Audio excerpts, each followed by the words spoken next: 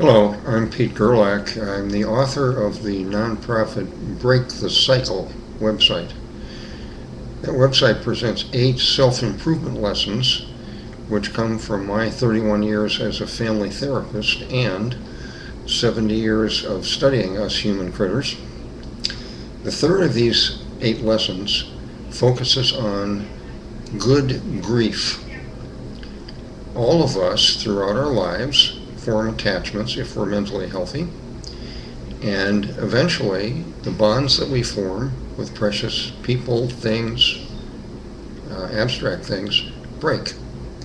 Nature provides us with a way of adapting to these losses. It's called grief. Grieving often is a forgotten subject. Many people don't know much about it, and they don't want to know much about it. As a therapist, I've observed a high percentage of well over 1,000 clients and students, most of whom survived early childhood trauma. Many of my clients and students have described being, quote, depressed. I have begun to suspect and now believe much of what is called depression is really blocked grief. The importance of this is people who seek relief by medication cannot get relief if they need to grieve. In fact, medication blocks the healthy response of grief. The purpose of this video is to summarize the thoughts I've got for over 30-some years of pondering what's the difference between depression and grieving. How can you tell?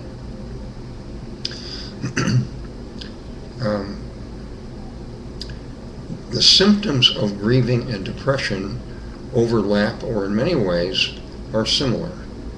Stop to think. When someone says, how do you know if someone's depressed? Think of the symptoms that come to your mind. Often the answer says something like,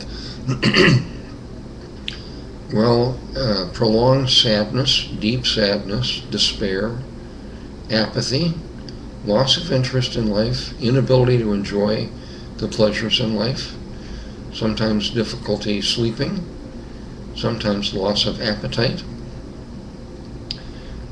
sometimes bursts of anger or irritability, sometimes crying episodes or, quote, jags, unquote, with or without any supposed reason.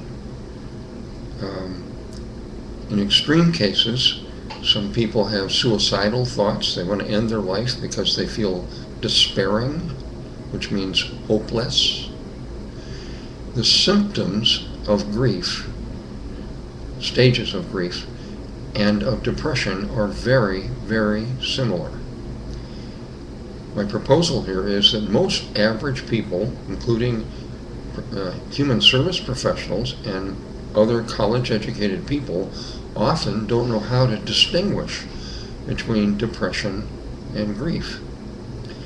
My experience over and over and over with hundreds of clients is those of us who were traumatized when we were very young, which is high percentage of the population, were taught not to grieve well, not to grieve in public, to get over grief as fast as possible, which goes against nature. It's like to digest your food faster. Many such injured children come into adulthood, and when they experience a loss, and they experience the symptoms of grieving, instead of saying, oh, I'm healthy, I'm grieving, this is good, let me be patient as the process unfolds and completes, they say, I'm depressed, or people around them say, well, you're really depressed, including doctors. Often, I think doctors overprescribe medication, underprescribe the holistic solution, saying, it might be good to review if you've lost something of importance in your life recently. Perhaps you're grieving and you don't need medication. So, I I mean to offer you the question, the next time you feel unusually sad, either in scope or duration or intensity, instead of assuming that you are, quote, depressed, also include the possibility maybe you are undergoing the normal healing process of grief. One way you can help yourself and help the people you care about in making this distinction, study lesson 1 in my website. It's nonprofit, there are no ads, I'm not selling anything except awareness. Lesson 1 will alert you to whether your true self is running your life or whether you are controlled by a well-meaning, myopic, false self. False selves indicate childhood trauma. Frequently, they mean you're not going to be able to grieve very well. So study lesson 1 and find out who's really running your life. If it's a false self, dedicate yourself to freeing your true self.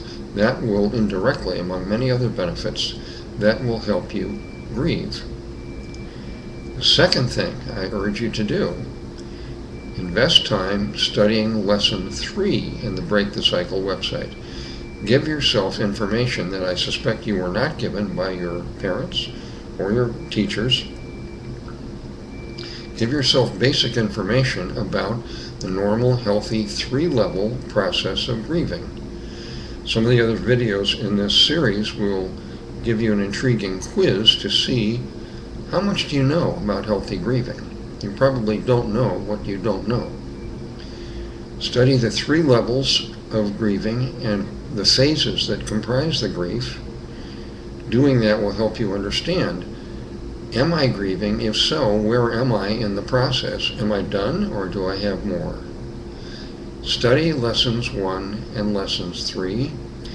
The next time you meet someone that says, oh, I'm depressed, consider alerting them to the possibility maybe you're not depressed, maybe you're grieving. That includes medical professionals and therapists of every type. As in my experience, many of us, I'm a therapist, I was never trained, ever, on depression, the roots of it, and how it, or grieving, and how those two compare and manifest, and how to differentiate them. So, I hope this will widen your awareness as you seek a serene and happy life, and you seek to provide that for the people in your family and your friendship circle. Be aware of the distinction between depression and normal, healthy grief. Thanks for watching.